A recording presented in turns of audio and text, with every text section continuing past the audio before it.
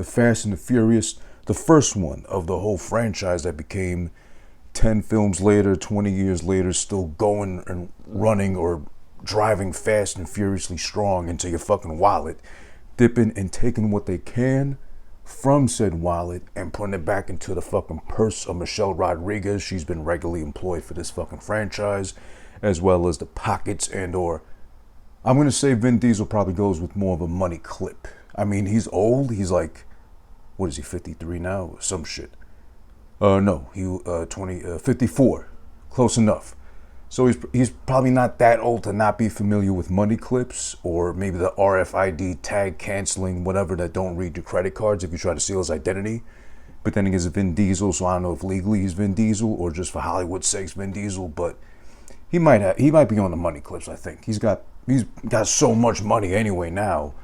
He's probably on to that shit, but regularly paying his ass, R.I.P. Paul Walker. He was well paid and gainfully employed from the Fast and Furious franchise, besides making whatever else he fucking made. But you get the point. The whole cast, all of them included, 9 times, 10 times over, the Fast and the Furious. So we'll be talking about the very first one tonight from 2001, 20th anniversary review, recap, etc., brought to you by me, Who This, for tonight's edition, special edition of Who This Been Watching. All right, so we're all familiar with the Fast and the Furious franchise. Whether we necessarily like it or not, we're like big fans or not of the franchise in itself, or we're not too keen per se on the acting skills provided to us by a majority of the cast per se. It's no one's fault in particular, but again, you got basically the whole premise is just driving fast and furiously to the next checkpoint, to the next milestone in life, to wherever you gotta get to. So that's the whole point, getting there fast and implied furiously, with the actions involved and, decisions made along the way too as well, to get there fast and to get there. Well, furious seems kind of harsh, but that's the point they're trying to make by actually getting there finally, eventually to the end point. Hence Fast and Furious. That's what I think, at least. I'm trying to take it more on the philosophical realm, but then again too, from 1 to whichever number of the installment of movies it was, they started jumping from building to building with cars in the middle of fucking the desert and shit to get their point across, I guess. But whatever, that's what it is. But before we start the recap / review of the very first installment of this franchise, the Fast and the Furious from 2001.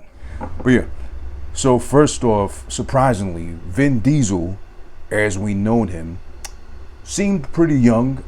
I wouldn't say young-ish, like 20-ish, but definitely I would have thought in his early 30s or just turned 30, something like that. But surprisingly, when I did the research for tonight's episode, I was surprised to see that Vin Diesel, of all people there involved, was 34 years old already making this movie happen.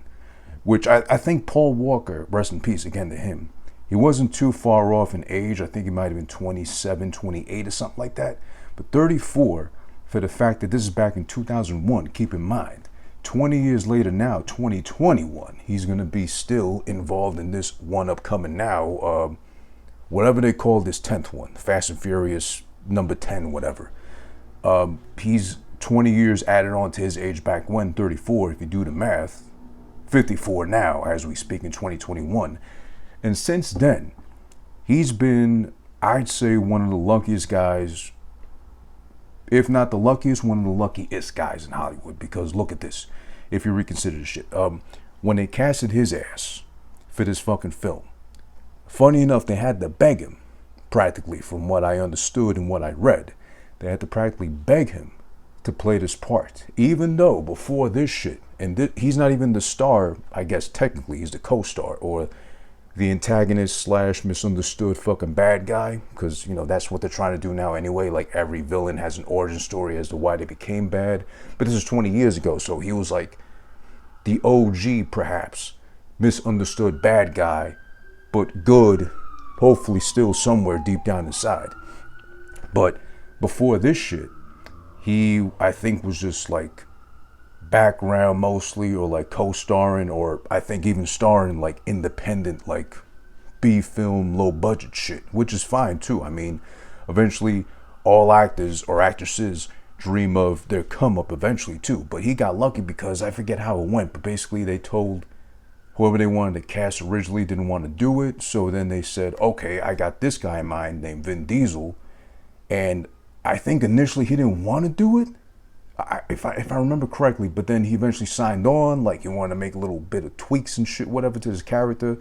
He signed on, and the rest is history. Because ever since then, continually a part of Fast and the Furious, almost all the entries. I know he missed a couple of them or something like that. I didn't watch all of them, so obviously I don't know in further detail. But then, of course, from there, the more known shit, he's done Guardians of the Galaxy. He's been fucking Groot for all 2 of the Guardian of the Galaxy films, for the fucking couple of Avenger films he's been a part of up until now as well. I forget what Chronicles of Riddick, that was like really hyped up. I never seen it, so I don't know if it was good or not, but I know it was really hyped up and supposed to be a big thing, but apparently it did turn into something good, or it was alright. I forget if they did a sequel or not. He did some shit afterwards called A Man Apart, which I saw, which wasn't great, but it was kind of cool, kind of like playing off the same energy he had like in this film, like as a Dominic, was it Dominic Tutuola? I don't know what the fuck, but shout out to, is there, no, Tutuola's fucking, what's his face, Ice-T from SVU, so I'm getting mixed up. I was thinking Turturro, and I was going to say shout out to Nick and John Turturro, who were 2 great actors, but I said Tutuola. But shout outs to Detective Tutuola as well too, or Ice-T, better get said, from SVU. I love SVU, so I always got SVU on the mind per se, and that's an easy binge on a Sunday afternoon when nothing else is on to watch too. So shout outs to Law and Order SVU as well, and Stabler and fucking Benson as well. But yeah, it's crazy to think ever since then he's been like a part of this franchise, that franchise, involved here, involved there, and he's still running strong. And I mean, he still at least looks the part as far as being Dominic, being the, you know, oversized, misunderstood, fucking angry, easily pissed off guy who's got a heart of gold underneath it all, or in this case, a chassis of gold, since they're all so obsessed with fucking car parts and engines and all this shit too. But yeah, he's still running strong, 54 years old now. When he's fucking, well, obviously 53, 52, whatever, when they film this shit, coming up now in a couple of weeks, but 54 now as we speak. So he's on the cusp of 55. I mean, how he holds up the physique, the look, and all that shit too. I'm not gonna fucking allude to steroids, HGH, whatever, but he is a part of Hollywood. He's well paid. There's no question there as far as what he rakes in, as far as the dough's concerned. But I'm sure he has some sort of help, and he is a Hollywood, maybe not an A-lister, but maybe like a high B, low A, whatever. I'm sure he's got access to shit that we wouldn't regularly. So by the time I'm 55, I still got 20 years until I reach that age. I'll probably look like shit, because I won't have a Hollywood budget and or fucking people like that catering to my facial needs, at least. My face needs some work as we speak. You can see the bags under my eyes, but point is, he's well off. I'm not at 54, so God bless him, he's doing good for himself.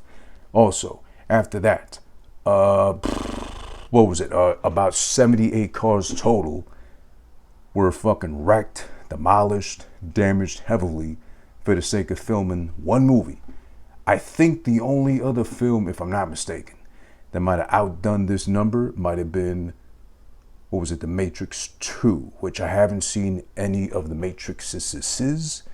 I apologize if that offends you or triggers you in any way, shape, or form. It's not that I don't like Keanu Reeves. I actually like him, but I just never got around to seeing any of the Matrixes, 1, 2, or 3, or if there was a 4th one. I think there was an animated one. I haven't seen any of them, period. So eventually I'll have to fucking deep dive into that whole franchise as well, too. Another franchise I'm not familiar with.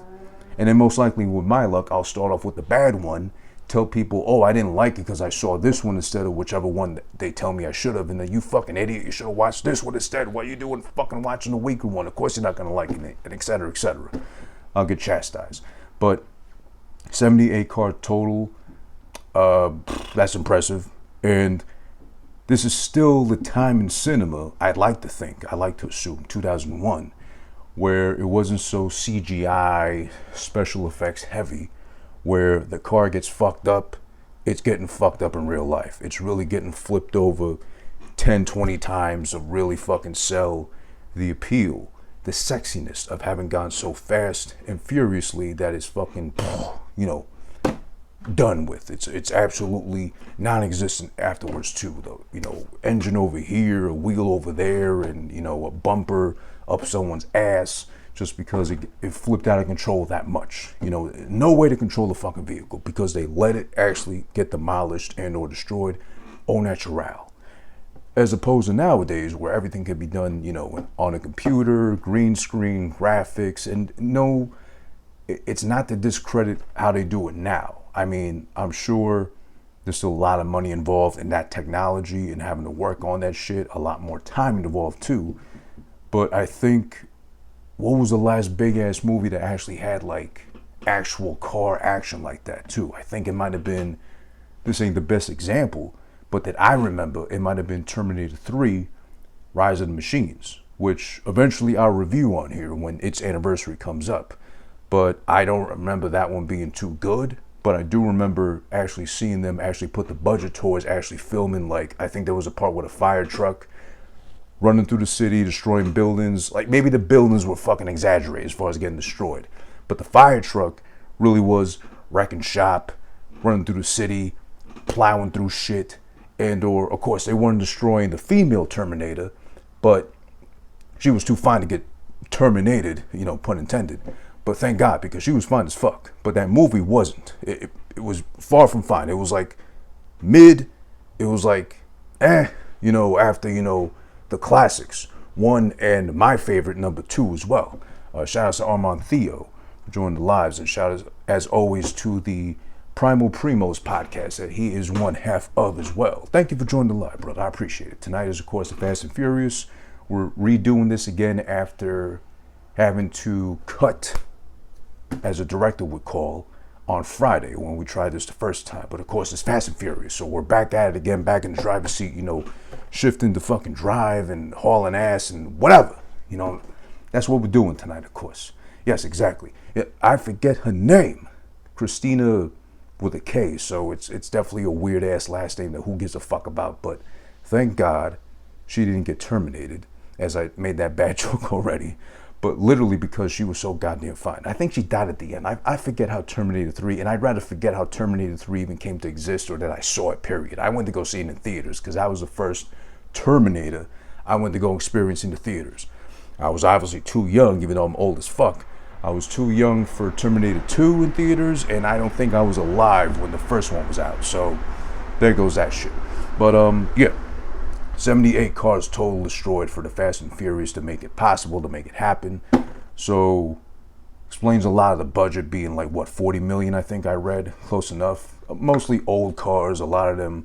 I would think the souped up cars were, of course, saved and preserved as best as they could because they actually had to be souped up, revved up, built from the ground up to be all whatever. I think they actually used real cars from real people, so of course, they have to be mindful and careful, get the stunt people that know how to manage those kind of fucking fast vehicles and shit, and make sure they can return them to the owners safe and sound.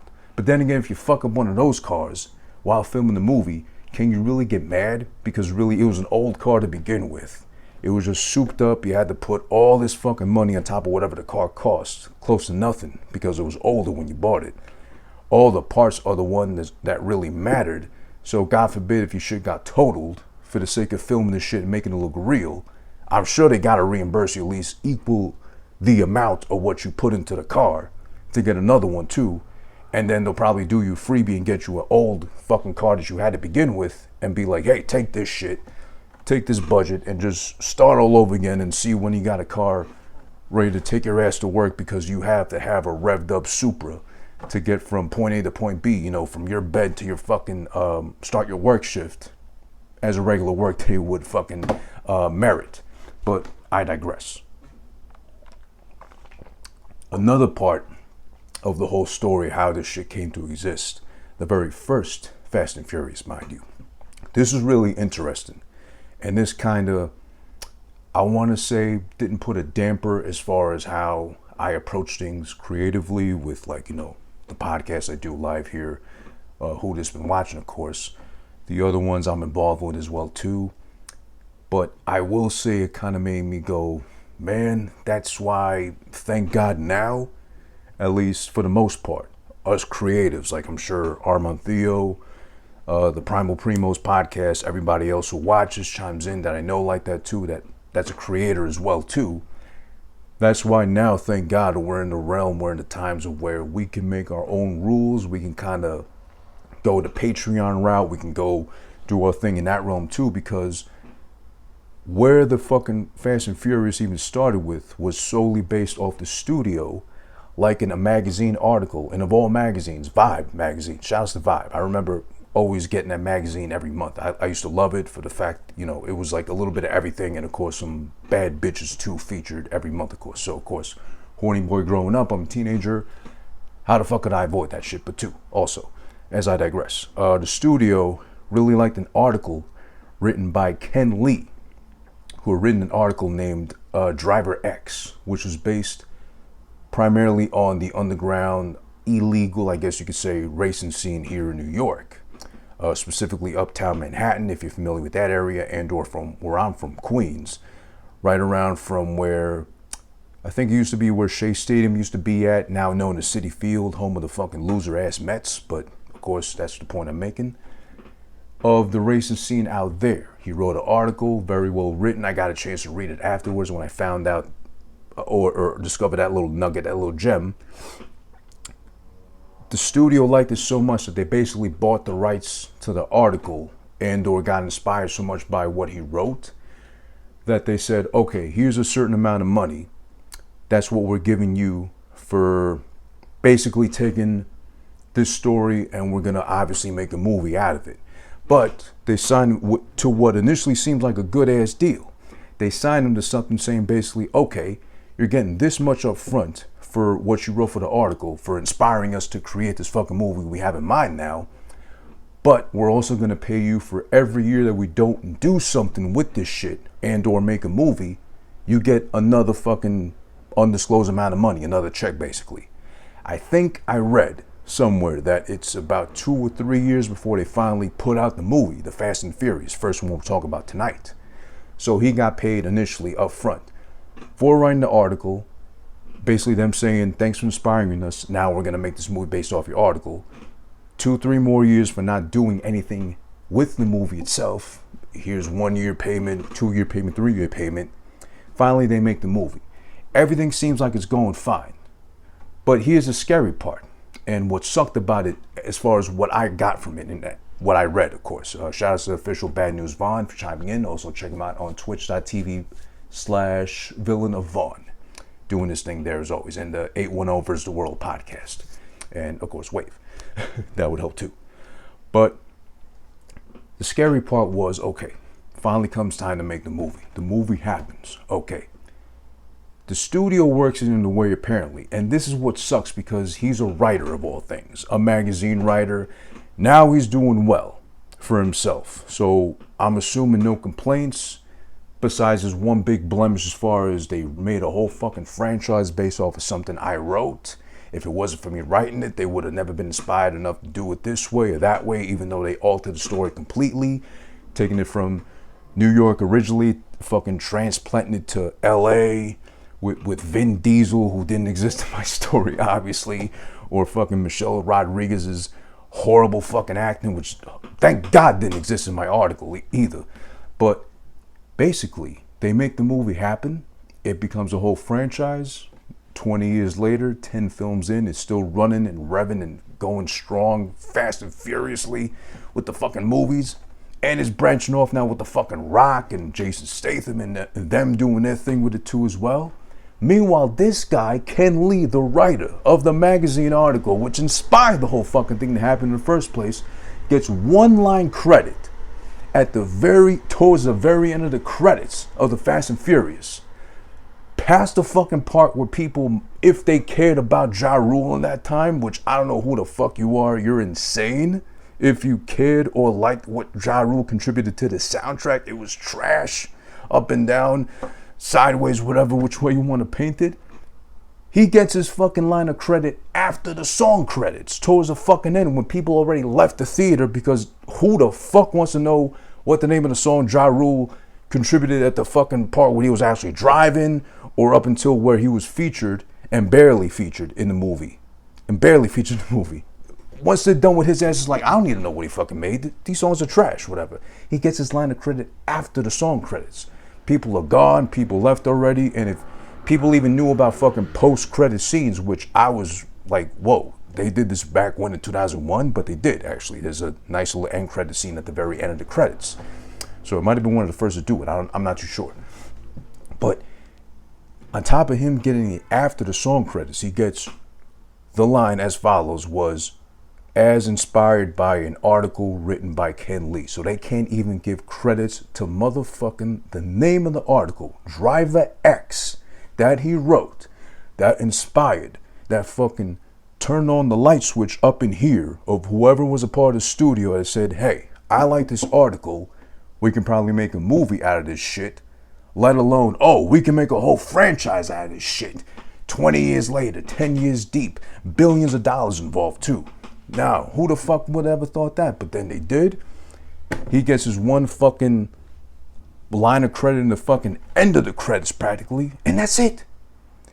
Crazy thing is too, when they caught up with him afterwards, years after the fact, years removed from fucking his contribution to the first film, he did say something that stood out to me. Now, I don't know how the human psyche works for anybody outside of me, obviously, because I'm just one individual, so I can't judge you, him, her, it, whatever gender you identify as or try to pass off as too, as far as what's going on deep in your mind here. I would like to think everybody's coping with everything that get thrown at them as best as they can. And I really do hope so, considering mental health is a real thing. But also, this guy basically says when they caught up with him, Ken Li, the writer of the article from back when, oh, you know, my friends, as a joke amongst ourselves, they like to take me out to every time a brand new one drops, Fast and Furious film drops. And they like to make me, they like to make me sit down, watch, and they all laugh at me. Guess what they're fucking laughing at? As a rib to him, you know, these are friends, quote unquote, more like assholes that just know him and that leech off him because, oh, I know the guy that fucking inspired the whole Fast and Furious franchise. He's my friend, whatever. They drag him along to see every fucking film that comes out just to tell him, hey, didn't you write the first one, or didn't you inspire the very first Fast and Furious film? Oh yeah, you did, right? But then you're not a part of the second, the third one, the fourth one, the fifth one. It's like, I get it, asshole. Or at least it's what he's saying to himself in his mind, but he's not blurting it out loud just because he doesn't want to be that guy. If it was me, I'm fucking up everybody who makes that stupid joke. Also, I like to fuck myself up because that's also something I never share with anybody whatsoever, unless they're like also writers and they all knew each other and they knew of when his story got picked to be made into a movie or a whole franchise like it is now, the Fast and Furious. It's just crazy to think. That's something I would never share to anybody unless I moved to fucking LA or Hollywood or whatever. And I was like, you know what? I wrote one article that turned into a fucking movie. That's a flex right there, or at least enough to get me some pussy. And I'm going to stay out here and try my luck. Get some scripts written, you know, send some other shit out to any other fucking idiot director who wants to pick up my shit and make a movie out of it too. Why not? I can try my luck too. But he did. He kept writing, this Ken Li fellow, so shout outs to him. I'd love to get in touch with him and maybe interview him if I can get a hold of him, just to pick his mind and be like, not so much to like trigger him, but more like, damn, how does that even feel to like see this whole shit blow up like it did and you get no mention, you get no piece of it, no back end, nothing, just from the first one. If I stream it and I just happen to stumble upon the end credits and it's like I happen to catch that one little line, blink and you miss it, like, oh, as inspired or based off an article written by Ken Li, and they can't even fucking name the article that he fucking wrote to even inspire this whole fucking franchise to begin with. Shout out to Party Marty 35 for joining the live. It's just crazy. I love to pick his mind, but I'm gonna try to see if I can maybe, hopefully, you know, we'll put it out in the universe, get a hold of him and really try to go in depth with that. That'd be cool, I think. But yeah, that was a lot of talk about that, but that is something to take away as far as you being a creator out there, just like I am, doing my thing here with, who just been watching. Like Vaughn, you do your thing with fucking 810 versus the world.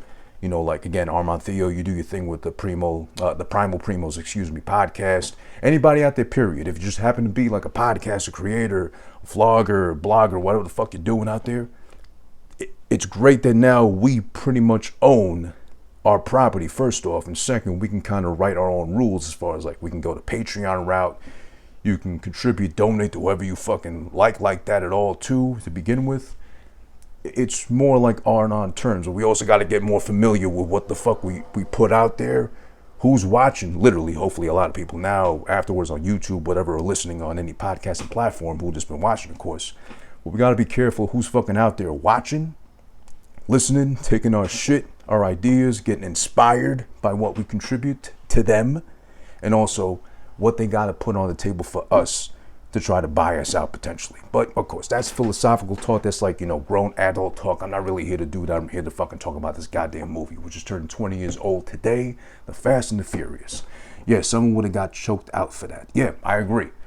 But I don't know who to really choke out as far as a bigwig in the studio is concerned, but it is alarming to think of that. So again, I'm going to try to get a hold of that guy, Ken Li, and shout outs to him, because that does suck, but I'm sure somehow he's able to live with that or with himself right now too. So if he is, shout outs to him.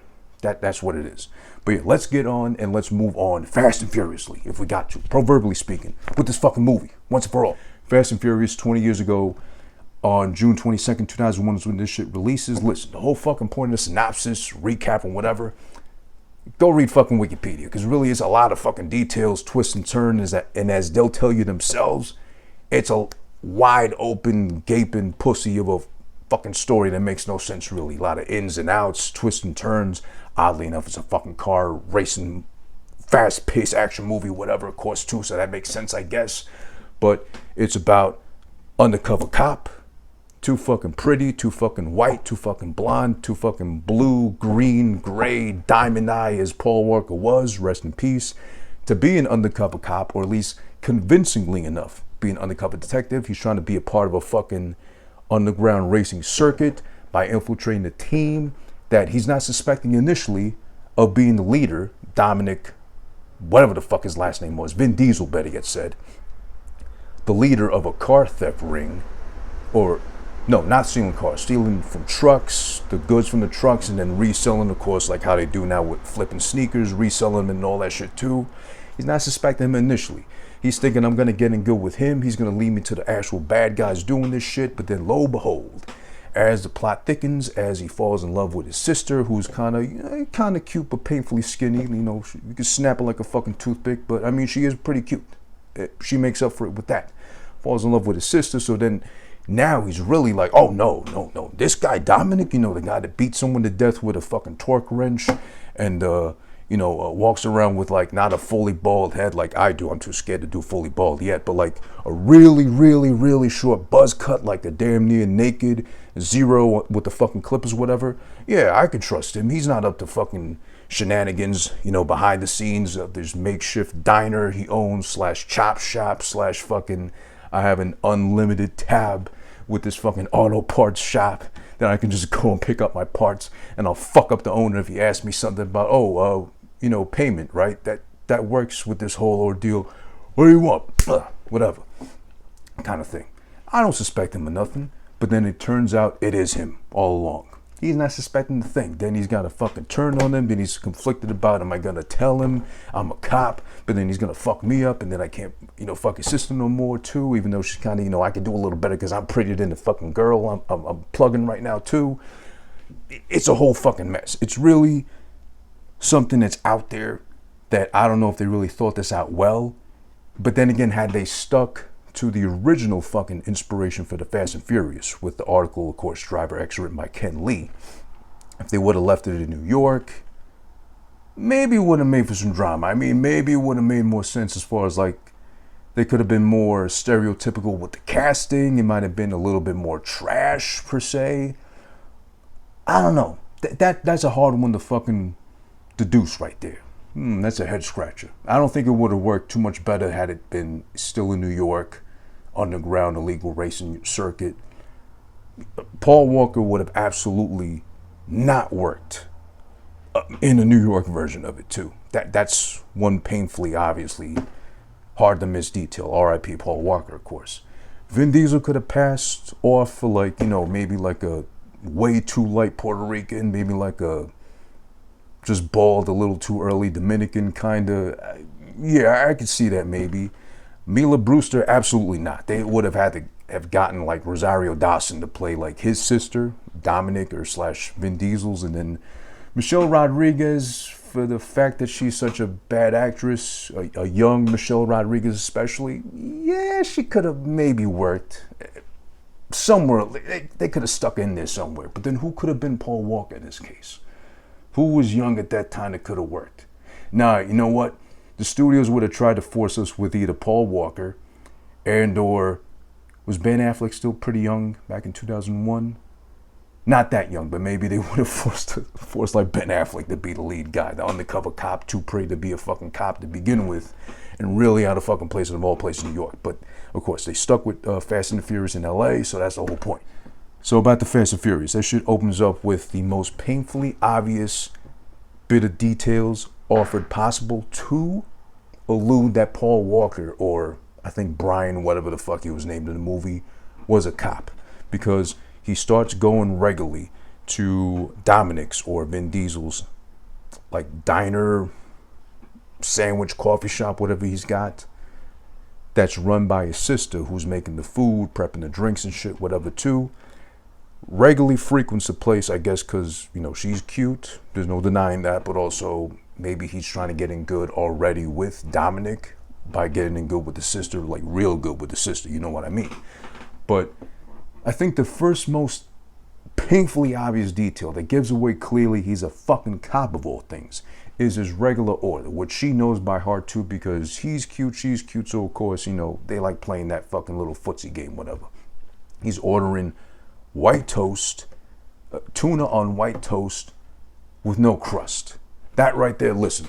Narc, cop, detective, fuzz, 5-0, 12 at the door, whatever terminology from wherever part of the world you're from to refer to as police is what Paul Walker is in this shit. That is screaming right fucking out loud. Listen, ring the alarm. We got a cop amongst us here too. A wolf in sheep's clothing, basically.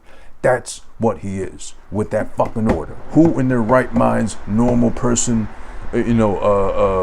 convict, felon, never broken a law in their life, normal person orders that shit ever. Except a fucking cop, because they got nothing to live for anyway, as far as fucking being undercover and trying to give themselves away, at least order like, I don't know, if they would have kept in New York like a lox, cream cheese bagel, whatever the fuck too, but no, that's a clear giveaway he's a fucking cop. That's the first thing that stuck out to me. The cars overall, obviously, it's the Fast and the Furious, so they're gonna make sure the cars, the ones they highlight and showcase, are cool overall, and they absolutely are. There's no question there, as far as, the fucking tuned up Subarus and the Civics, and the Supra they fucking soup up for him at the end. I think he started off with an Eclipse, a lime green Eclipse, which I forget what happens to it. Like it just falls apart or some shit. Oh, right. Like later on in the movie, they fucking it blows up pretty much. So he's out of a car, but then they give him a fucking tuned up Supra. Shouts to Toyota. That was always a cool ass fucking vehicle, the Supra, especially one tuned up, souped up to fucking really haul ass and tear up the road. Yeah, that shit's a fucking chef's kiss of a vehicle. But yeah, the cars are cool overall, but also with the cars looking the way they look, main focus here for right now, the point I'm trying to make and I'm going to stress right now, for the most part, they absolutely look cool, but by the look alone, these are the cars that run through your neighborhood late at night, early in the morning, because the owners like to hang out, they like to live life on the edge. You can tell just by how fucking bright the tint of color their car is, let alone what's under the fucking hood. Coming in at all hours of the night, waking your ass up with the action going on as often, as much as they fucking can. These are the same assholes that will pull up with no need to the Burger King drive-thru to order God knows what. I don't know. It's late at night, early in the morning. They're in time for breakfast or like a double Whopper because they really need it like that to wake up. for like the next day's race and shit.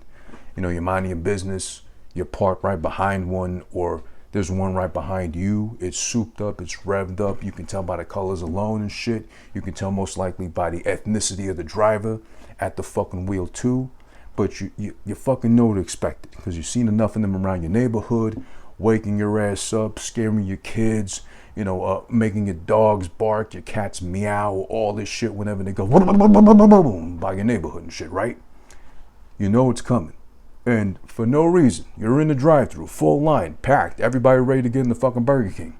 And of course, because they feel like it, because they can't fucking help it. It's like animalistic behavior. It's like how a dog has to lick his balls, a cat has to fucking scratch his own little pussy and shit, or show off its asshole to the owners, or like a fucking baboon likes to pick its own ass, sniffing and fall out the tree. I love that old fucking YouTube clip of the little monkey that like he digs in his own ass, he sniffs his finger and just fucking collapses out of the fucking tree. I love that shit. That's always a good pick-me-up when I'm feeling a little too out of focus, out of sync per se. Just like that kind of animalistic behavior though, the asshole has to fucking give everybody around him one of these. Just fucking, you know, holding a spot in the Burger King drive-thru line. Just because they have to. You know, it's scary, it's unnecessary, it's alarming, it's fucking setting off your car alarm, or the cars that might be parked in the parking lot of Burger King, because, you know, it's a family out night. They wanted to dine in at Burger King of all places. That says a lot about that kind of family, but still, they're dining in at Burger King and shit. Their car alarm's going off, and then the next one over too, because this one went off, the other one's going off too as well, just because, whatever. They have to do it. It's like wherever they go, it's a little too quiet, it's a little too fucking normal around here. Everybody's acting as human and as normal as possible. No, I can't be part of it. I live life on the edge. I'm an asshole. I got the shit revved up for a reason. Whatever the fuck. And then flares and fire shooting out the pistons and whatever too. And it's just a mess. You can tell those are the kind of owners for the most part. It's not like fucking grandpa's gonna take them cars for like a joyride. He's gonna come back dead because he fucking shifted into the wrong gear, snapped his neck while driving. He's dead with his fucking neck already to the side. Dead, mind you. He's still got his foot on the gas because like apparently old people got like lead feet. And he drives right into the wall. And God forbid before he hits the wall, he hits like at least 2-3 parked cars or like 3-4 moving vehicles. And it turns into a fucking scene, you know? These cars, as lovely, as cool, and as awesome as they may seem to be, are dangerous. I hate to sound like an old man, like a boomer, but that's really what it is. It's a little too fast and furious for my liking, but you know, for the most part, it's a movie. It's got to sell the appeal. It's got to sell the sexiness of it all too. But yeah, I digress. Of course, those cars have stressed me out a lot. And thank you, Omar and Theo. That's actually a good revving engine sound. You know, I grew up around enough of those to know the sound way too familiar. It's like tattooed on my brain, like stamped on there. So I know I've been woken up in my sleep. I'm a deep sleeper, but I know I've been woken up in my sleep before when I was growing up by that shit. So it haunts me still to this day. And I know I see those fucking cars, and I live by right off a big ass boulevard that they pass by. They come in from fucking Yonkers or wherever the fuck they come from on the bikes, on the T-Rexes, and of course the souped up Fast and Furious-esque kind of vehicles, like whatever. And all that. It just, yeah, whatever, I digress. But then also, as we move along with the notes from the movie, it leads into fucking, well, all right, so he leaves the diner for apparently the last time before they figure him out. They know, like, he's a fucking cop, apparently. One of the guys, Vince, the redhead, of course, the one that stands out the most because he's a ginger, and the least convincing looking one of the whole crew with, like, really bad, like 2-for-1 Labor Day weekend tattoo sales and offers. He just got the fucking both sleeves done. He's calling him a pussy, and another word that I can no longer use or say because I'll get canceled. It's very derogatory and offensive to, of course, Pride Month and the LGBTQ plus community as well. But that starts the fight between them. They're fucking dragging each other down the street and up the block and alley. But meanwhile, it's the safest looking, most who the fuck choreographed this thing fight. They might have just done it on the spot, because it starts off with the guy Vince checking fucking Paul Walker into the vehicle, his pickup truck, whatever, his souped up pickup truck. And then Paul Walker, bounces back by taking a swing at him, and it's implied, of course, it's a movie, he actually hit him, but he clearly misses. He like whizzes by him. Of course, Vince stumbles back and shit, and these guys are going at it for like 2 minutes, like just trying to mount each other, basically, like really rookie novices, MMA fighters in like the cage and shit, like before their very first fight. They both suck. They're both green as fuck, but they're both trying to mount each other as best they can, and no one's doing anything basically in this little fight per se, until Vin Diesel breaks him up and says, "That's enough, guys, whatever." That's just, I don't know.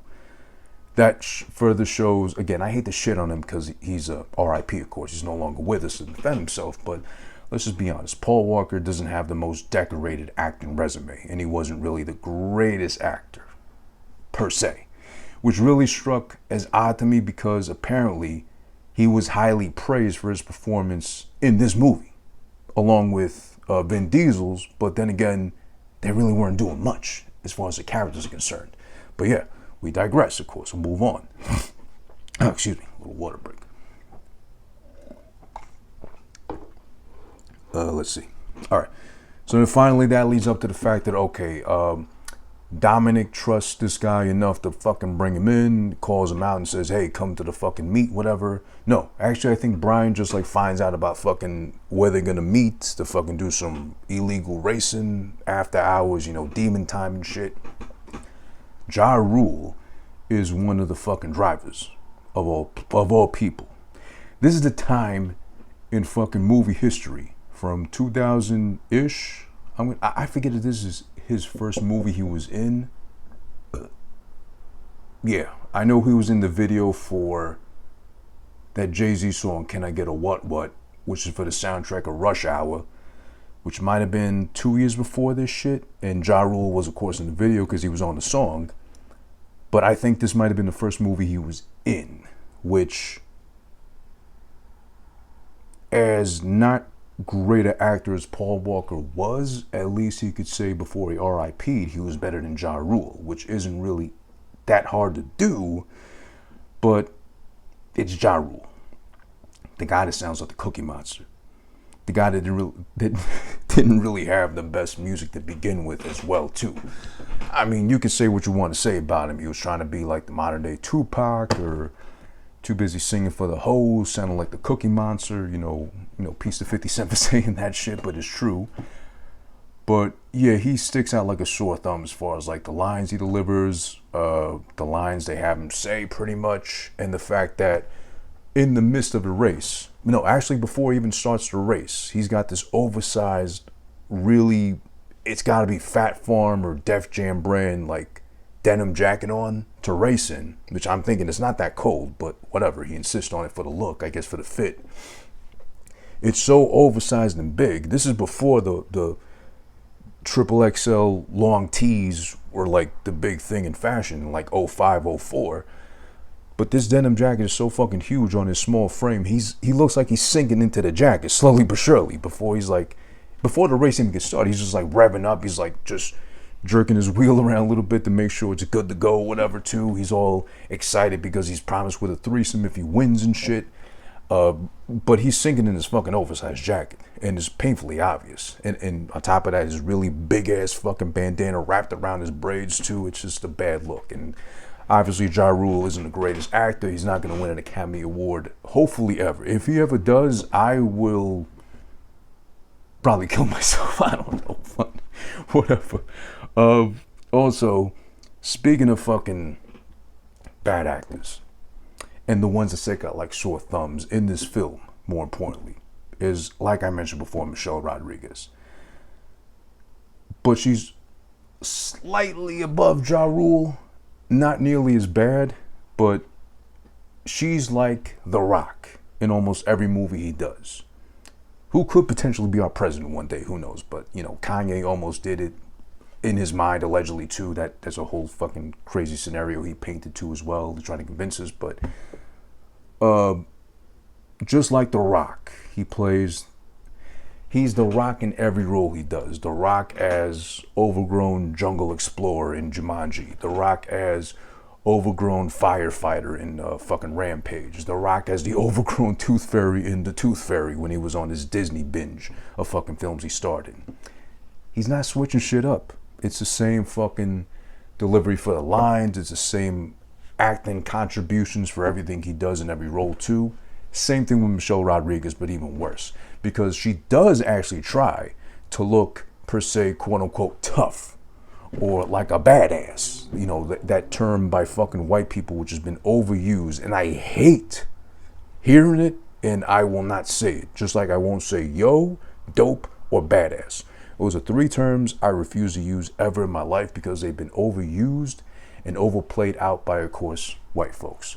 But yeah, Michelle Rodriguez is guilty of overacting or trying to really pass off as a tough bitch because she did the same thing here, Fast and Furious 1, as she did later on in that movie SWAT, but I think LL Cool J and maybe Colin Farrell, which was okay. It was all right, but she was the same fucking, you know, bitchy kind of character here as she was there, as she was in almost every other fucking movie she's done since then. I think to her benefit, the fact that a young Michelle Rodriguez was pretty good looking and cute in her own way, that might have helped her out a lot.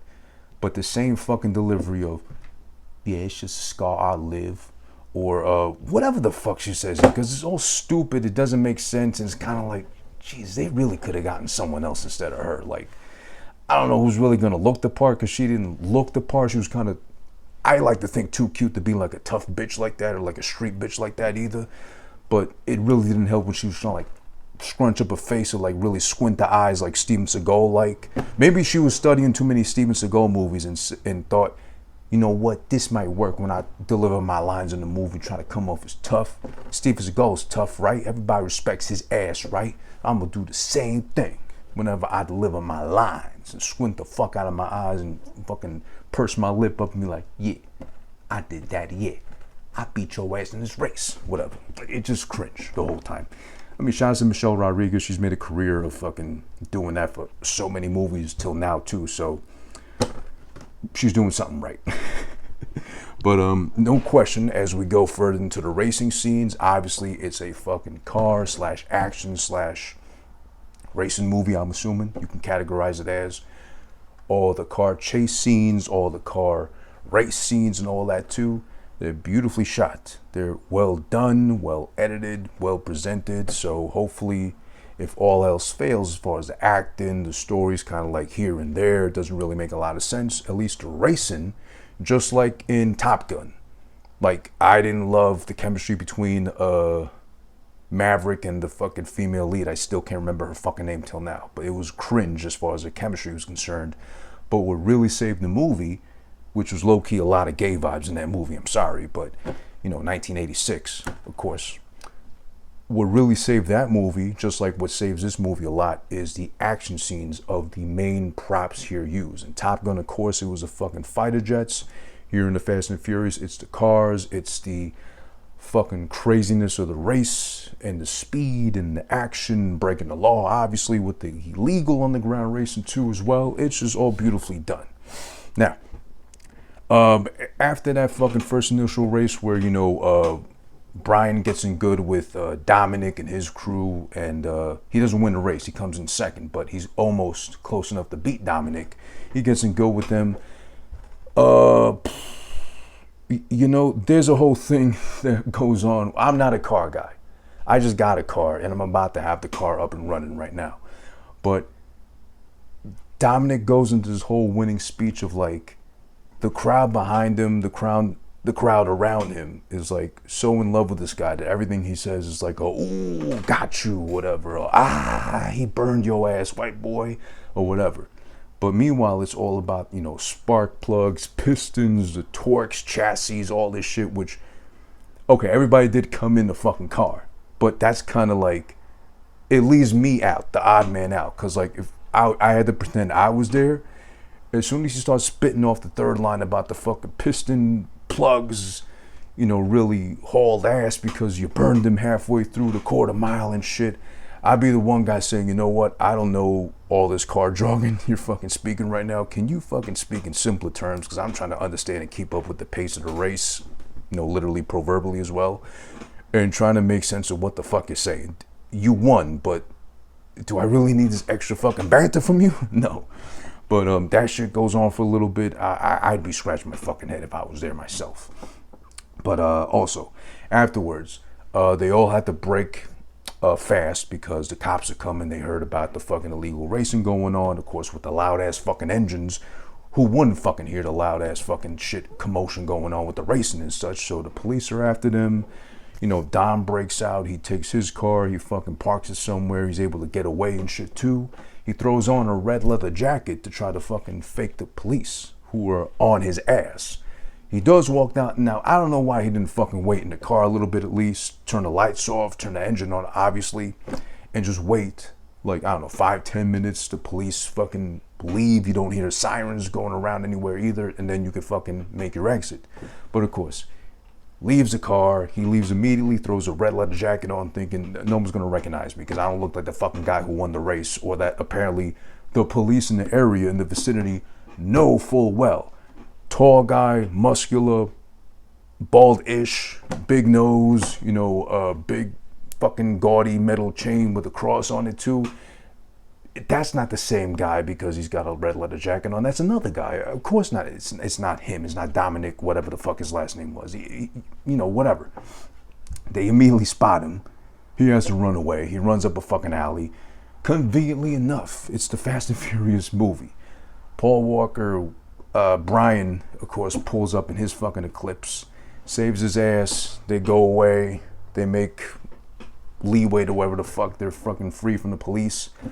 And the next thing you know, they end up, conveniently enough, in a gang/rival territory for Dominic, which is inconvenience to him because then motorcycle guys pull up, the Korean gang pulls up to them, you know, with a gun, tells them, hey, come follow us. They have to follow, they have to comply because they're in fucking rival territory. Next thing you know, a long fucking speech by the bad guy, which of course is infamous for every fucking movie at this point. The bad guy has to give a speech instead of doing something initially because they're supposed to be bad. But then I guess at some point we got to figure out they're bad, or they have to prove they're bad only after giving a long ass speech. So long story short, he gives a long ass speech about stay out of my fucking territory. I'll see your ass at the next big race down in the deserts. And then he fakes him out by saying, oh, we're going to leave you alone. Just get the fuck out of here. Nope. Two of the guys comes back. They fucking spray up the whole fucking car. The whole car blows up because it's full of fucking, what is it called? Nitrous oxide or whatever. And then, of course, he gives the memorable line at this part because no one with that deep a voice should be screaming or raising their voice like that. I would know. But, of course, Dominic can't help it. Yo, Lars! And then, of course, they all have to dive out the way. Dramatic explosion happens. And very well shot dramatic explosion, too, because the car really is the star of the show in this scene because it blows up beautifully. All different angles and cuts and shit. And it looks like they legit blew up the car, or at least from the bottom up. The cool thing about how the car explodes is that it reminds me so much of, if you ever watched or seen Casino, when they blow up his Cadillac towards the end. Spoilers, by the way, but that's from 1995. You know, you've had a chance to see that one till now, hopefully. But the way they blow up this car in this movie is the same exact way almost that car, that pink Cadillac, blew up from Casino. Beautifully shot. It's like from the ground up, like a spring was under it. There happened to be a bomb as well, shoots it upwards, and it's just like it explodes beautifully. So that happens. Okay. After that, they gotta fucking walk because obviously they have no vehicle. You know, Dominic ditched his back over there, and then of course they just blew up fucking whatever Brian had. So they gotta walk. Then they get into a cab to get to the house party. I thought it was a house party. It's just a matter of I guess you could say like a halfway house they have for themselves. Best way I can describe it. Or maybe they actually own the house. But everybody that was a part of Dominic's gang and some motherfucking hoes, of course, and other leechers are at the house already. They didn't even fucking go back to check on him and shit. He gets mad about it. He calls them all out, checks them and says, you motherfuckers, you left me all there to my luck. You didn't even come back to try to see if I was alive or not, or I got arrested or not too. This motherfucking white boy that clearly stands out amongst the rest of us, he did stick around. He saved my ass. He drove me to safety. Well, until he had a car, but then he fucking even split the cat fare with me to bring my ass here. Why couldn't you do the fucking same? Fucking Michelle Rodriguez laid out on the floor playing PlayStation and shit. The other fucking Vince redhead guy, he's got one, I forget even what ethnicity the bitch was, on his lap, but he's too busy drinking and being, no, he was playing guitar badly and shit. Calls him out and shit too. It's an odd enough, like, situation to be found in because, of course, Paul Walker is the overly white, inconveniently too white to fucking mix in with anybody else undercover cop amongst them all. So, of course, trying to blend in and be cool with his fucking forced Corona in his hand because that's what they said, you know, applies to the house rules as far as the party's concerned. It's Corona or nothing, basically. So I guess they paid to fucking have that thrown in there. Conveniently enough, Corona, the beer, not the, you know, thing going on now that's changed our whole lives. But yeah, with his Corona in hand, he's like moving to the beat and shit going on around him, trying to be cool and shit, trying to not give off the cop vibes. He's like, hey, brother, you got a bathroom in here? Of all odd things to fucking ask in a house, which you would assume it's like a 2-floor house. There's got to be at least 2 bathrooms, like one on the main floor, maybe one in the basement, if they're renting out the basement illegally, most likely, or at least one on the top floor or the attic, whatever. So of all things to ask, oh, yeah, you're not a fucking cop. No one would ask someone that awkward and not be a fucking cop low-key on the down low and shit.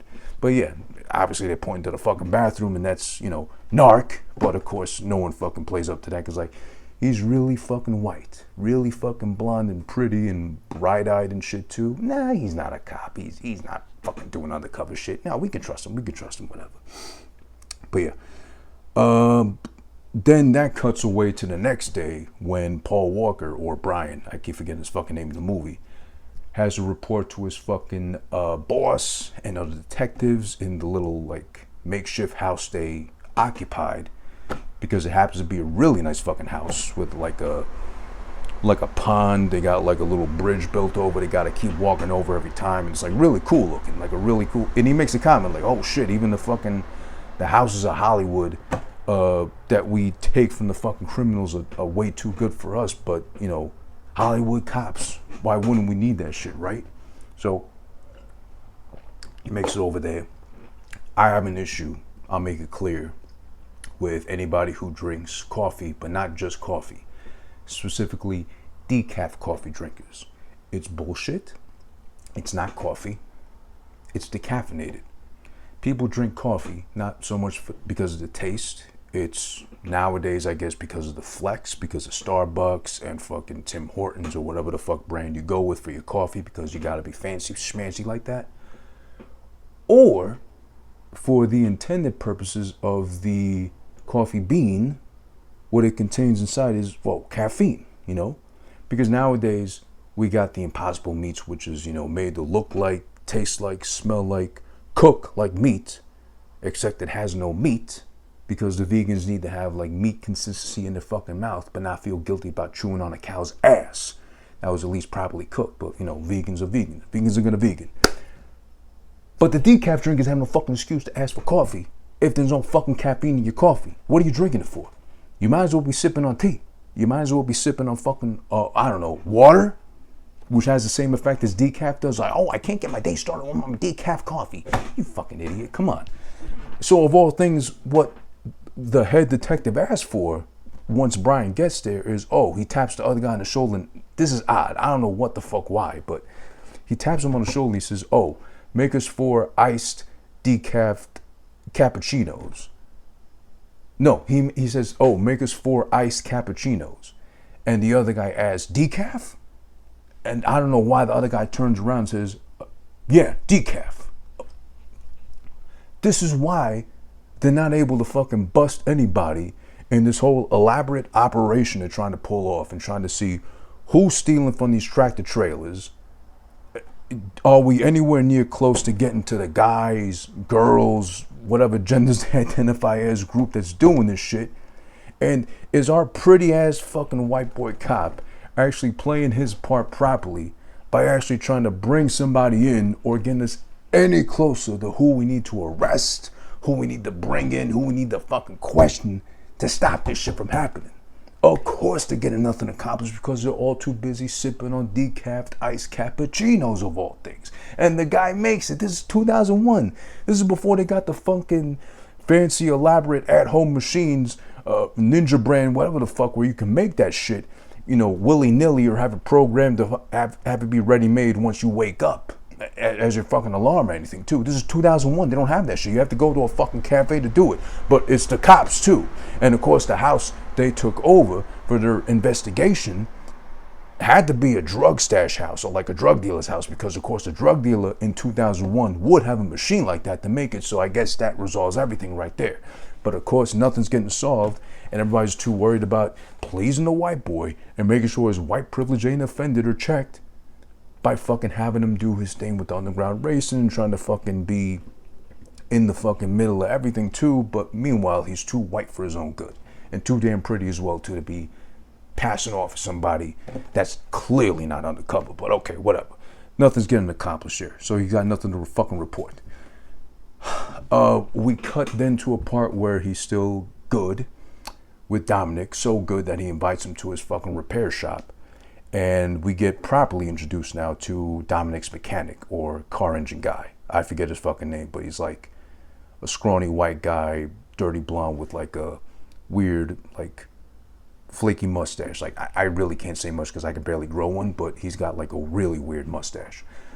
The guy has ADD, but he has a hard time, or his ADD is so heavy, he has a hard time even describing that he has ADD. He can't even get the fucking letters out. Like Paul Walker has to help him finish the last D in the ADD when he describes his fucking problem and shit, his lunacy, which he can't do nowadays because that will get you canceled, because someone's going to get offended, triggered, whatever too, for saying, oh, he didn't let him finish describing his own symptoms of ADD. He had to finish the last D for him. So cancel Paul Walker if he was still alive. Cancel this fucking movie. Take it out the theaters. Erase his whole existence, etc., etc. To boot on top of that, afterwards, there's a part where they jump into a fucking, what is it here? Oh yeah. So they cut to a fucking part at the house where they're all gathered, fucking Dominic and the gang and shit, and Paul Walker too, the overly obvious fucking undercover cop, but no one's suspecting of him yet. They cut to a scene where they're at the fucking table outside the house. They're eating fucking chicken made on the barbecue and shit too. The ADD guy, of course, he can't really function properly. It's not like I'm saying he's like crazy or something's wrong with him, but he knows he has his ADD. I'm assuming everybody at this point knows he has ADD, but they still pick on him and make him say grace at the table because ADD's intact. He goes and reaches in for a piece of chicken before anybody else because he doesn't fucking know any better.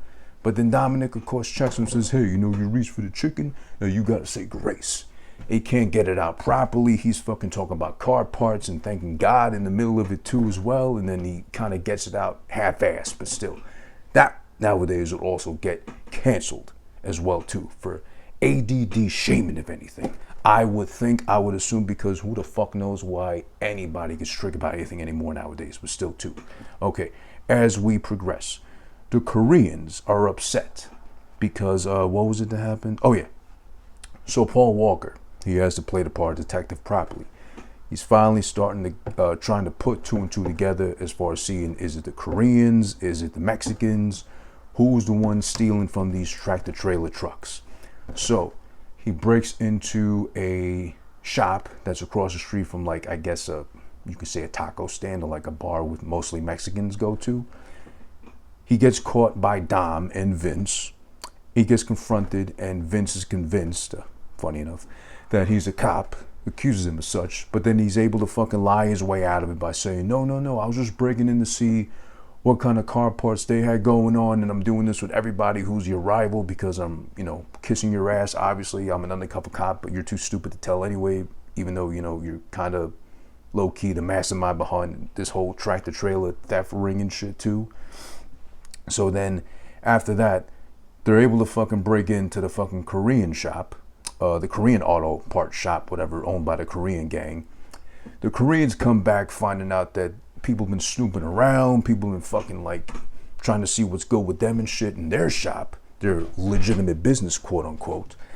And then one of the guys gets dragged out. Now, I don't know why this works or how this would work in real life, but because one of the guys is suspected of having fucking snitched on them, they pin him down and they force, I'm assuming, motor oil into his mouth to get him to talk, which doesn't make sense because, if anything, they put too much, the guy's gagging. They put too little or pump too little into his mouth, the guy's going to get angry just because they're wasting his time pinning him down and trying to ask him repeatedly, who'd you snitch to? Who'd you give the info to? And waiting for like slow little drips of motor oil to like pour in his mouth and be like, really guys, this is how you're gonna torture me? At least you could waterboard me. There's like a faucet over there. You can like dump me upside down head first and like do it faster that way. But no, they fucking do that shit slowly but surely. And then of course he's gagging, but then when they put too much motor oil into his throat, he's gagging and he dies, and he's about to fucking snitch, but he's too busy gurgling motor, whatever, to fucking give him the info that they need. But that's just confusing. The Koreans in general, the Korean gang in general in this movie, they're not too intelligent per se. They kind of like think first, ask questions later, kind of action going on with them. But that's neither here nor there to judge. But a lot of the shit they do is kind of like, you know, you could have really thought that out first before actually acting upon what you think might have happened, as we'll get to later on as well. Shout out to Sweet Sally Nuts for joining as well too. Also, let's see. Oh yeah, so then that leads to, I forget how, but then they call Paul after he banged out fucking Dominic's sister and ask him, okay, I think we're ready to move in on the Koreans, so if you give us the yes, we're gonna fucking raid them right now. He says yes and immediately hangs up. Continues to fucking, pound her out in the fucking wee hours in the morning. Meanwhile, on the other side of town, the Korean gang, one by one, are getting picked off by the feds just because they're immediately suspect of having stolen the fucking parts from a truck. One of the funny parts is that when they raid the restaurant, one of the agents, who's clearly bigger than most of the fucking guys running away, the Koreans, of course, not to promote Asian hate, I'm not doing that, I'm just saying the guys they cast that were Korean weren't that big or tall. So obviously they got this one big bear-like built white guy who's in a fucking Fed jacket. As one of the guys runs towards him in his direction, he grabs him by the throat and literally chokeslams him to the ground to check him and stop him in his fucking tracks.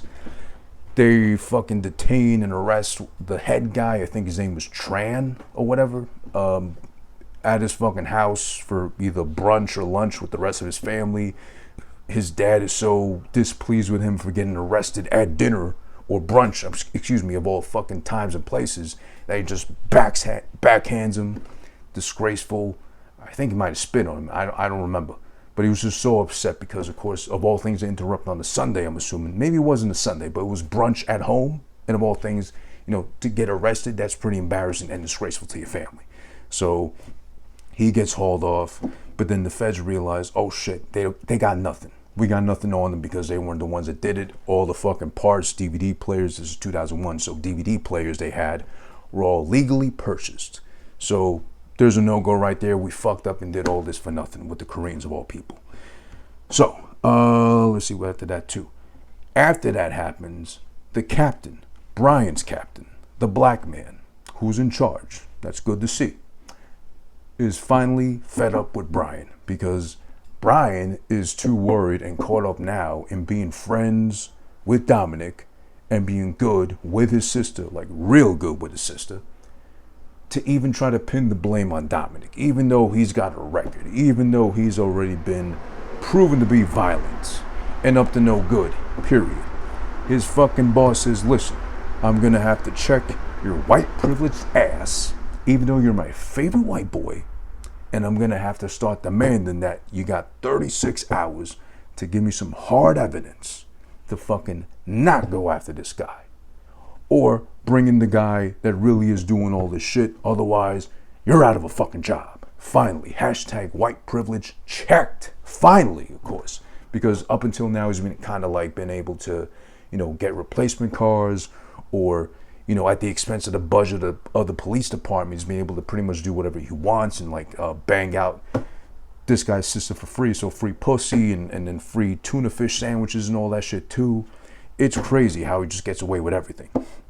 So then finally, what's his name? Dominic. I was forgetting his name by now. Dominic finally says, you know what, Brian, you come with me to the fucking desert races. We're going to go out there and try to test to see if with the Supra we're going to give to you for free practically, you'll be able to pay it off by trying to race and win the money back that you owe us for this Supra, mind you. So finally they go out there on their way down there in sunny, bright-ass, beautiful California. This is another fucking beautiful scene they do. It's not really great, but it's shot well and beautifully enough, mostly because both the cars are beautiful. They pull up next to this fucking vintage black Ferrari. I forget the model, but I know I've seen that one plenty of times before because that used to be the standard Ferrari model they use for like a lot of micro machines and or Matchbox cars.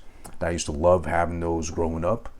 But oddly enough, when I did my research as I was gathering notes, the driver of the black Ferrari, balding guy, really not that good looking, of course, but then again, compared to Paul Walker, rest in peace, who is good looking enough of a man to compare him to, the guy driving this shit in the black Ferrari is actually the director of I Know What You Did Last Summer. I forget his name. It's obviously some older white man name, but who really cares? Just funny enough, he's the one that made those movies. And of course, I think Jennifer Love Hewitt, shout out to her, was already known before I Know What You Did Last Summer, but her tits really got her places that she probably didn't deserve. I mean, besides the tits, really cute girl.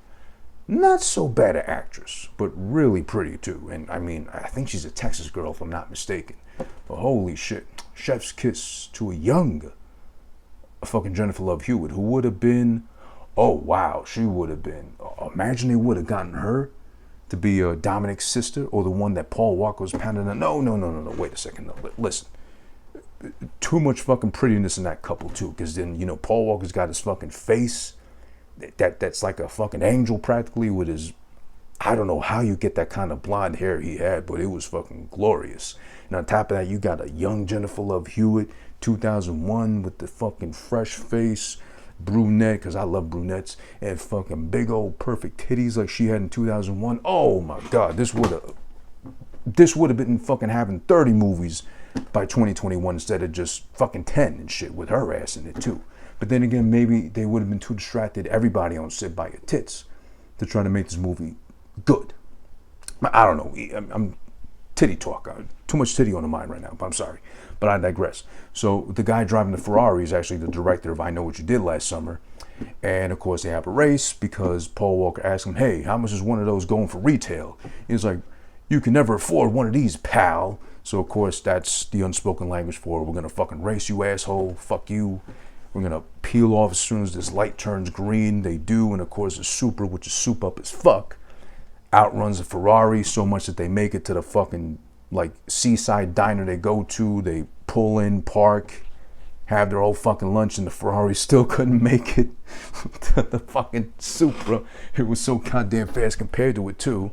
But okay, they do that. Finally, they move on to the fucking races in the desert. It's a whole fucking thing because they're racing for money practically to show off their fucking cars and all that too. It's a lot of racing. It's a lot of drama somehow with cars involved too. To the point where the guy Tran from the Korean gang is there too as well, racing to collect some money.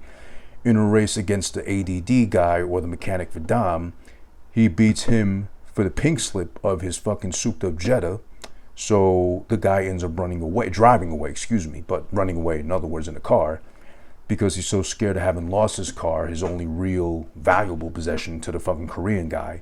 The Korean guy gets mad, comes up to Dom, he's like, hey, go get my fucking car, asshole. And Dom's like, hey, I'm not in your neighborhood no more. You can't talk to me like that, dickhead. So, you know, watch who you're talking to. And then immediately, some of the worst acting in the fucking movie, because again, the Korean gang they selected here is really just think before you speak. That goes out the fucking window with their logic. He's immediately fucking pointing his fucking finger at Dom saying, the feds came to my fucking house. I got backhanded by my dad because I got arrested at brunch because of your fucking bald ass.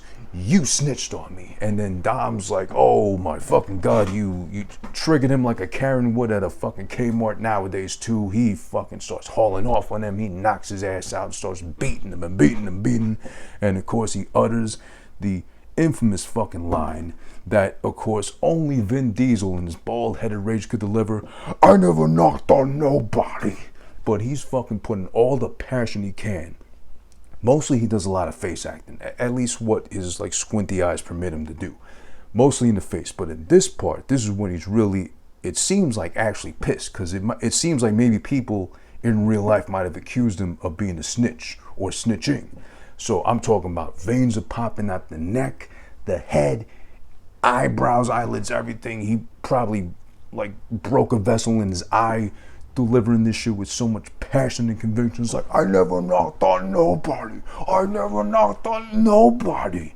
Whatever, just mad. So mad that the fucking oversized Samoan security guard can't get a hold of him. He gets slipping out of his fucking grip and shit just to fucking point at him and scream again, I never knocked on nobody. Whatever. It's fine acted by Vin Diesel, but again, 2001 Vin Diesel, we're all young at some age and we all make mistakes at a young age too. But then they cut to the scene where, you know, he's being overseen by Brian, Dominic, and his sister. He's seeing them talk about, well, she's trying to convince Dominic to not leave to go fucking pull off their last heist. That's finally when Brian has to put two and two together by force, because I think he had his suspicions already. But he's like, no, Dominic wouldn't do it. He's reformed now. He's good. He wouldn't do that again now. Not with me. I'm his boy now. I'm good with him. Finally sees that it's him all along pulling off the fucking heist on the tractor trailer trucks. So he finally goes out to Mila, whatever her fucking name was, and he's all like, you know what? I'm a cop. I have to confess to it. I'm sorry. I have to confess that I'm a cop to you. I'm not lying. But if he's going to pull off this shit again, we're going to have to fucking bring him in for good now, because he's going to go to jail. He's going to have all the fucking law enforcement of the city or the state coming down on his bald ass if we let him fucking go through with this shit. You got to tell me where we're going. So then finally convinces her to go along with him, tag along for the ride, and fucking go after where they're going. This was nostalgia for me too, because when he has to call up to see if they can track his fucking phone or his global positioning in 2001, I don't know if they can fucking do that or not for Dom. He pulls out the old, reliable fucking, I'd say back in 2001, sexy ass phone, the Nextel flip phone. I fucking always wanted one of those phones so bad. I remember fucking fiending, wanting to find a job for the summer to get one of those shits, but I just never could. It just never happened. And I think from what I heard, those phones weren't that bad. They were reliable at least, but it was just so cool. The big fucking black clamshell phone that flipped up with the fucking Nextel chirp and shit too. Never had one of those. So I had to settle with whatever flip phone I had back when. I don't even think I had a phone actually back in 2001. Yeah, I didn't actually. I didn't have a phone back then. I had a fucking landline. But, you know, times were rough. Not so rough where I really got to complain about having a phone, because people didn't have no phone back then too. I just didn't have a cell phone. I was just growing up as a teenager, no cell phone, so that's stressful enough. But that also reminded me of like Blackberries. I still miss my Blackberry till this day. I had like two of them, which I miss and remember very fondly, each one of them, because I miss having an actual physical keyboard to punch in every letter in as well. Shout outs to SFC_Gamara_Luis for joining the live. Appreciate you. But yeah, I miss the fucking feel of like a Blackberry keyboard, pressing down every button. So nowadays with the fucking Apple iPhone and shit, I love the iPhone too. I just hate texting because apparently I either text too fast or my thumb has too much girth to it where I'm making so many typos and my phone knows by now not to fucking correct me. So I'm one of those chosen few that type in fuck, it leaves as fuck because I use it enough when I text people, so it knows I'm pretty angry like that for the most part. But yeah, that's iPhone, Blackberry, Nextel talk. I just miss the fucking Blackberry, to be honest. But yeah, let's see. And also, with all this driving, fast and furiously, however you want to put it, I can't help but think, because again, I'm not really a car guy like that. I haven't been for that long. I'm barely going to have my car up and running like in the next couple of weeks or so, finally. I'm thinking all this time with all the fucking souped up parts and the engines revving and all this shit, what's with the gas consumption? And I mean, at this part too, when they're trying to catch up to Dominic and the rest of the gang to see what they're doing as far as the heist concerned, they're driving through the desert throughout the whole night. Do they have gas stations out there like that in the desert? Anybody that lives out in Cali or something like that, can you verify, validate, whatever? Because that was my main thought and concern. Like, where are they going to fill up again? How are they going to fuel up, like, driving all these miles? And as long and as hard and as fast and as furiously as they do, when do they get the chance to fill the tank up? But then again, I'll probably find out myself, you know, common sense wise, when I start driving on a regular basis like that too. So whatever. Okay. And then finally they catch up with them. They're in the middle of fucking pulling off the heist. You know, Michelle Rodriguez, Vin Diesel, the crew, the other two guys who gives a fuck who they are. They're all in their fucking black, murdered out Honda Civics, souped up, of course, you know, because they got to be able to haul ass to keep up with a big fucking tractor trailer like that.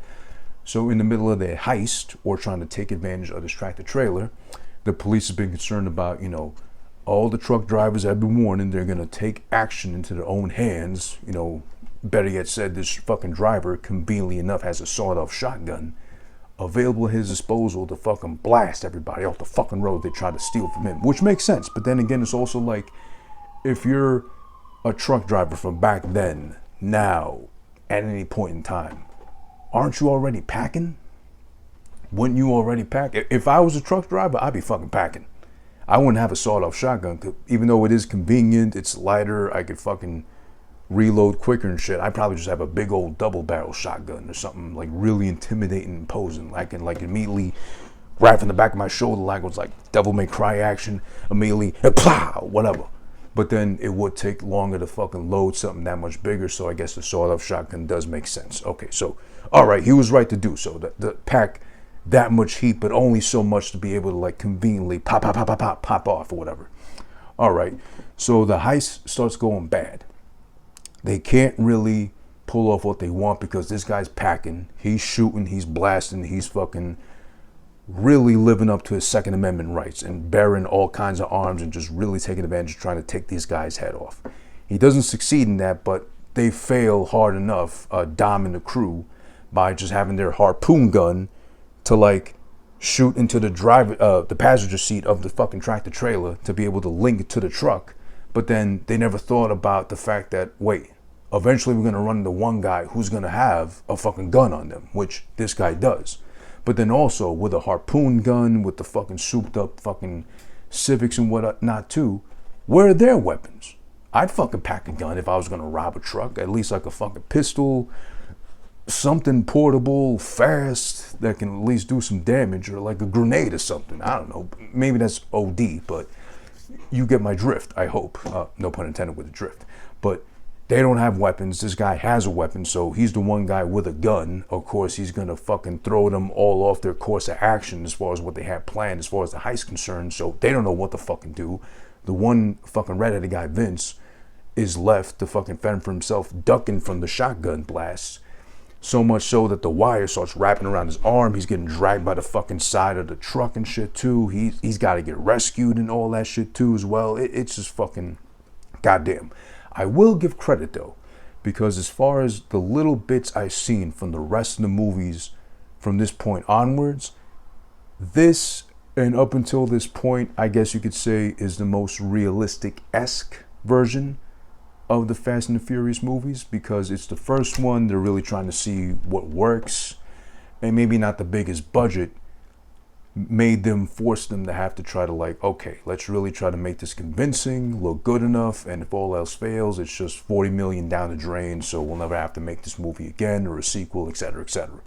But of course, 10 films later, 20 years later, they're still successful, so the budgets got bigger, the ideas got grander, and the fucking action sequences and overall whatever the fuck goes on in these movies got overly grossly exaggerated. So to the point where they're driving from one building to the other in a car, 50, 60 stories up in the middle of the fucking desert of all places. But okay, that makes a lot of sense. It's Fast and Furious logic, I guess you could say, better yet said. But Finally, it comes to the conclusion in that heist scene, at least, where they all fail. They can't fucking pull it off. Brian has to catch up with all of them in the fucking Supra, which is still intact at this point. Saves Vince, is able to fucking drive off the road with the fucking girl, her name Mia, whatever the fuck. They're able to pull off to the side of the road, and then finally comes the part where he has to confess, no choice but to do so, to fucking Dom that he's a cop, but not by saying I'm a cop and I'm gonna be like I told you so or nothing like that. No, Vince is dying. He's got the wire wrapped around his arm so much that it like cut an artery or something like that, but only because he's a cop. He knows all that shit. He immediately identifies the fact that he's got 10 minutes or so to live before he dies because of all the fucking blood that's lost. So Dom's like, how'd you know that? Basically in his face, you can tell that. Then he has to pull out the fucking Nextel phone, the highly coveted back when the 2001 Nextel phone, to immediately call in 911 and have him send in a helicopter. IDs himself as Brian O something that only a detective would have as a last name. I'm over here on the highway, boom, boom, boom, blah, blah, blah, whatever. Badge number, this, that, whatever, too. This is where Paul Walker actually acts his best in the whole movie, because when he's nervous, panicky, in despair, whatever, that's where he gets his best acting skills off. Anything else as far as trying to act cool, tough, whatever, nope, doesn't work. When he's panicking, when he's antsy, when he's ready to fucking jump off a cliff, as most white boys are ready to do at any given time in despair, that's where he's at his fucking best. Point and key, this fucking scene right here. But also, who we got to give credit to as far as the facial expressions are concerned is Vin Diesel, or Dom. Because as he's giving off details about their location, he's a cop, IDing himself as such too, Dom's face is twisting and turning, ready to fucking call in the exorcist, because he's ready to fucking just vomit out like a demon or something like that. He's ready to fucking kill him. But he can't, because he's like, God damn it, he's a cop. They told me he was a cop. I kind of had a feeling he might be a cop, but he's saving my boy's ass right now from dying. So I can't really do nothing right now because we got to save Vince and shit too. Helicopter comes in. They take his ass to the hospital, airlift and all that shit too. He looks back. He says nothing to fucking, what's his name? Brian. He shouts and yells and demands his sister comes back with him to the car to fucking haul ass and leave. And Brian's left out there in the desert to fucking wonder, oh fuck, what am I left with now? Dom and the rest of them survive. They fucking haul Bass back home to see if the ADD guy made it back home with the car or gave up the car already too, because he's like MIA at this point still too.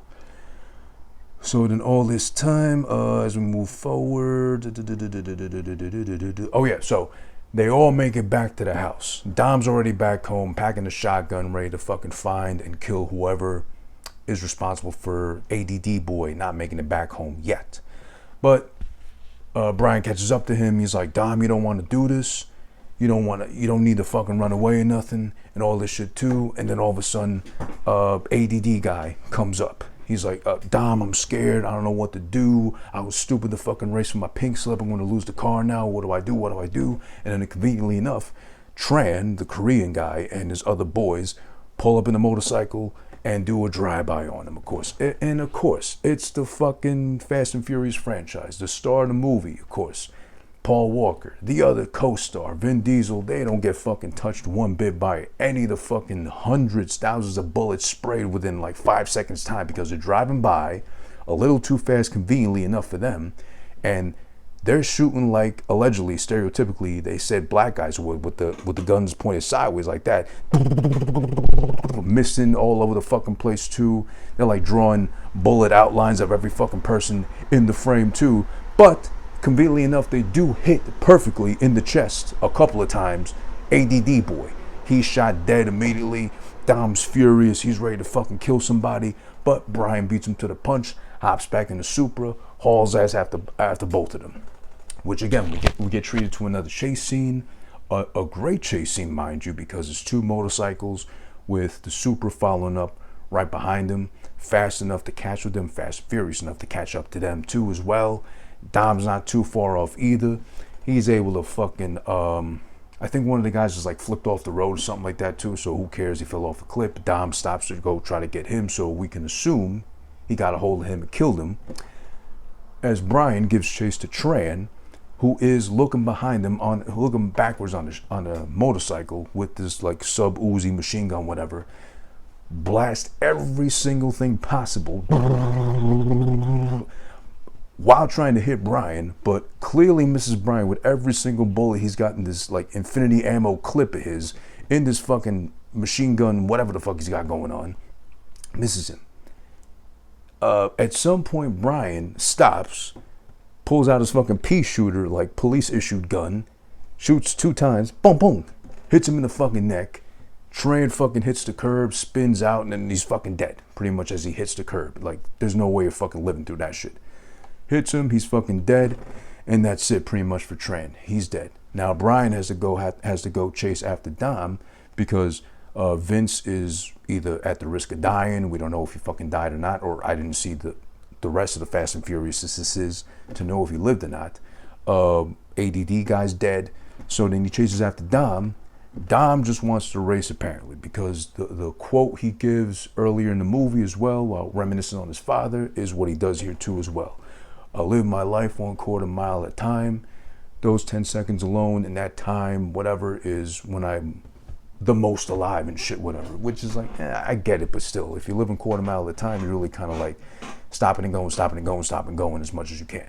Because you really have no excuse than to be like, yeah, you know what? I like something now, then I don't like it, then I move on to the next thing immediately too. You're like all over the place, like ADD kind of.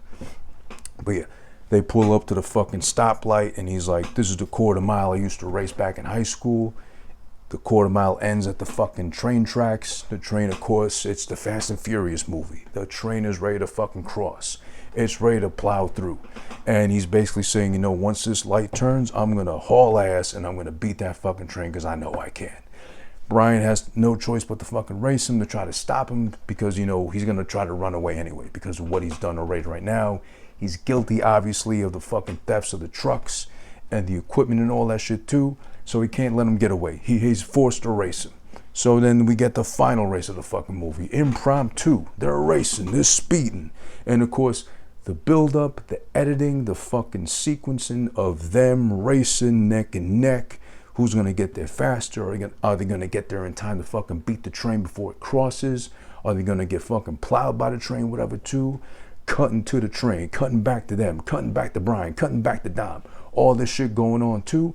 It's beautifully done. The whole fucking point, the whole fucking selling point of the Fast and Furious movie. So, of course, what do you think happens? Of course they fucking clear the tracks right before a pussy hair short of missing the fucking train. The train's right behind them, passes him and shit too. That's it.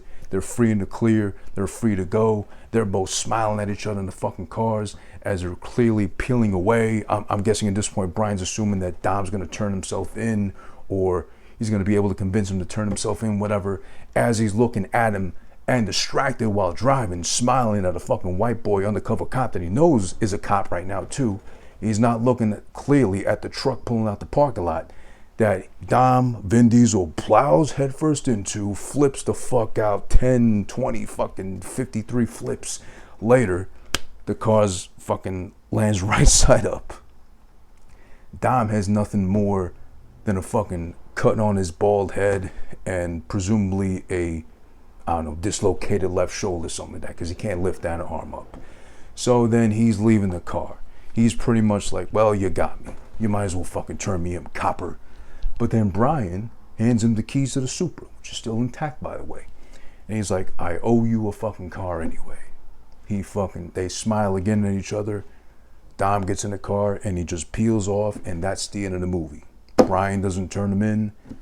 Dom fucking goes off the grid, per se. And then that is, again, the end of the movie. That is the end of the Fast and the Furious 2001. 20 years later, recap review done here on Who This Been Watching. Let's go with the bad first.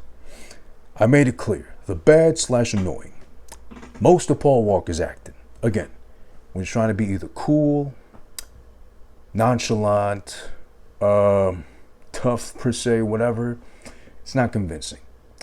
I've seen this man act in other things too as well. I've seen Eight Below. I forget what other thing he was in as well that wasn't great either.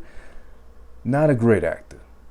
But also, oddly enough here, when he's able to do the panicky, nervous, like trying to lie his way out of things too as well, that's where he kind of shines, because he's doing the white boy panic shit, which I'm sure he knew all too well, R.I.P. Paul Walker again.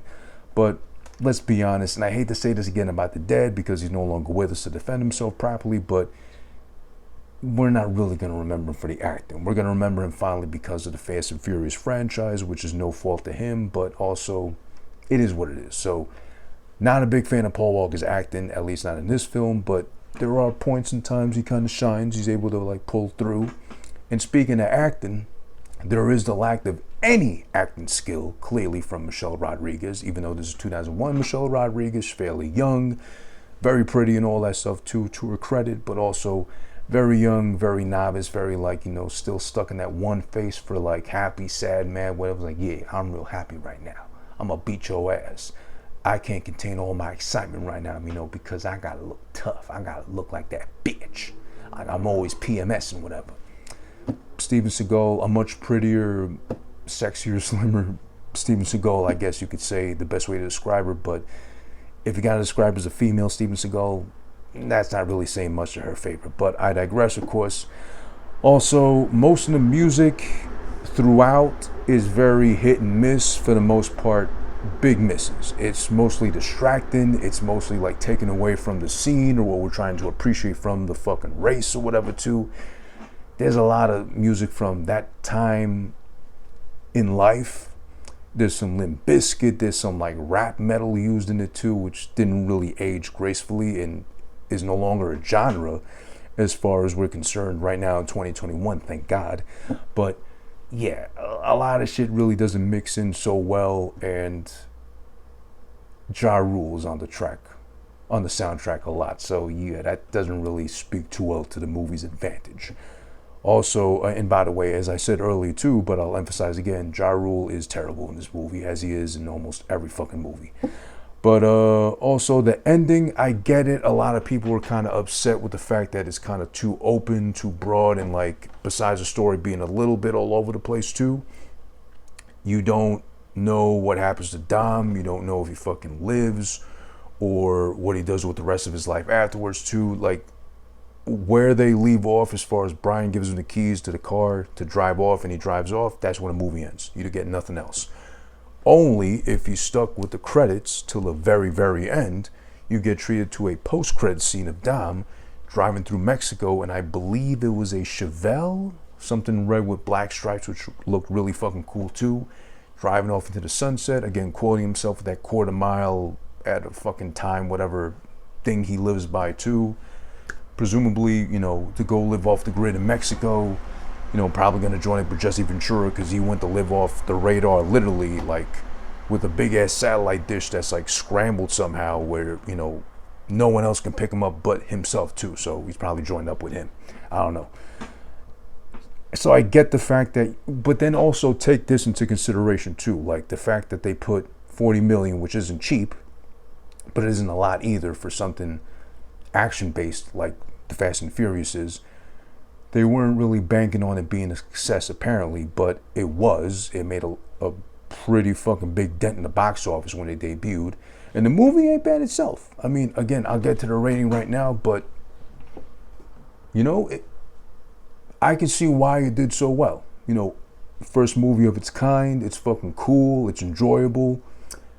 I mean, oddly enough, there was Gone in 60 Seconds the year before that, which the directors of studios were like, we're kind of taking a risk on this one since this shit already came out like a year before with Nicolas Cage and Angelina Jolie, which those two together in the film, you would think would spell franchise. That would have been the franchise instead of Fast and Furious, but it turned out, I never seen it, so I can't really say nothing about it, but apparently it didn't do so well or people didn't like it like that, so they kind of just left it at Gone in 60 Seconds and that's it.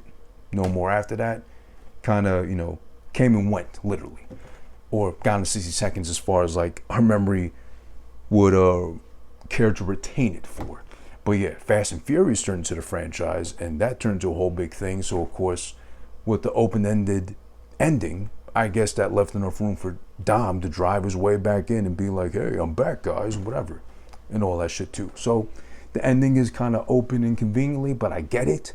And it kind of drags a little bit at an hour and 40 something minutes like that too. They could have trimmed the fat a little bit, made it a little shorter, maybe like an hour and 20 to tighten it up a little bit, and it would have been better off that way. I think so. But for this one, the very first one, I gotta be honest, and I gotta give it a very solid 1 ear out of 2 possible. I was almost tempted to give it 1.5.